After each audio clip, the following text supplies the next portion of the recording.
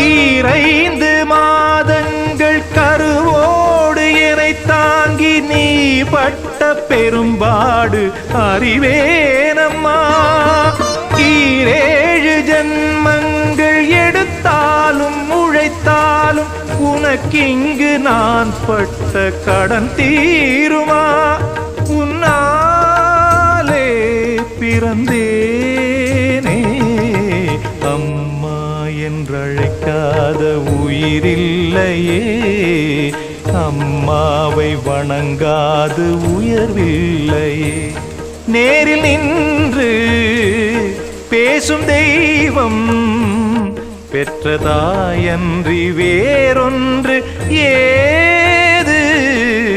அம்மா என்றழைக்காத உயிரில்லையே.